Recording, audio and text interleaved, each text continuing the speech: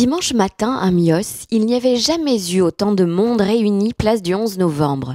Pour ce centenaire de la fin de la Grande Guerre, la municipalité avait mobilisé tous les habitants et notamment les plus jeunes. 240 petits Miocais, scolarisés dans les 4 écoles de la ville et au sein du collège, ont ainsi participé à la cérémonie aux côtés des anciens combattants et des autorités. 4 maires étaient aussi pour l'occasion réunis. Nous sommes aujourd'hui réunis, donc les 4 maires d'Audange, Biganos, Marcheprime et Mios, d'un signe fort d'unité. Avant que mes collègues et amis ne rejoignent leurs communes respectives pour les cérémonies du centenaire de la guerre 14-18.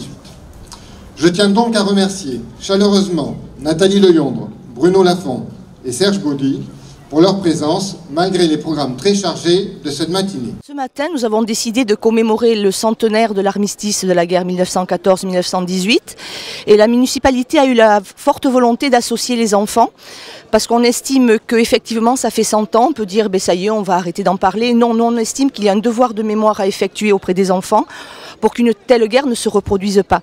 Donc avec Dominique Dubarry, adjointe à la jeunesse et à la scolarité, nous avons décidé d'associer les 4 écoles élémentaires de la commune ainsi que le collège. Donc il y a eu des productions réalisées par différentes écoles. Et aujourd'hui, donc, à 10 h, on va commencer un tout petit peu en retard, voilà, les 4 maires donc, vont faire un discours et ensuite, sur l'aire de l'hymne à la joie, vont converger sur cette place, à côté du monument aux morts, les 4 écoles plus le collège et ils seront vêtus d'un t-shirt aux couleurs des continents qui ont participé à cette guerre mondiale. D'ailleurs, les morceaux seront interprétés par l'école de musique aussi de la ville de Mios. Voilà, donc on peut dire qu'il y aura un public et une participation très forte. Et comme l'expliquait Monique aussi, c'était une volonté aussi de notre part à ce que vraiment la jeunesse soit associée à travers cette commémoration. Ensuite, il va y avoir aussi un discours, enfin des textes lus plutôt, par des membres du conseil municipal des jeunes et par un enfant choisi dans chaque école qui vont lire des textes, des lettres de poilus, des poésies, un texte sur la paix, qui va en fait retracer un petit peu la guerre de 14-18. Voilà. Et nous avons voulu aussi faire fabriquer dans les centres de loisirs, ainsi que dans certaines classes, les poupées Nénette et Rintintin, qui donc étaient des poupées en laine qu'on fabriquait, parce qu'elles étaient dites porter bonheur aux poilus, et on les envoyait au front, donc on les portait, Nénette et Rintintin, chacune sur l'épaule. Et donc on ira les déposer à la fin de la cérémonie officielle, autour du monument aux morts. On espère que cette cérémonie va être belle et que les enfants garderont un souvenir ému. Et puis on voit qu'ils sont très nombreux, on attend 240 enfants. Et puis les parents sont présents aussi, les anciens combattants, les Miocais.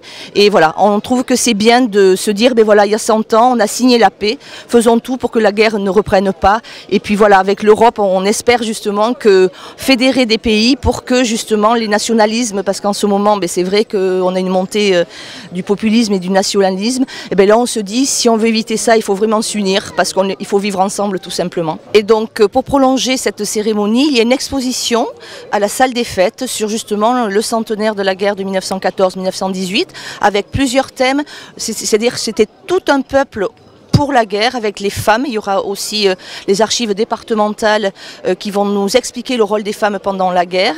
Il y a des images des poilus miocais aussi. Et puis on tient à remercier aussi l'association Lunskansus qui va chanter donc tout à l'heure. Et puis tous les bénévoles qui ont aidé à la réalisation de l'exposition.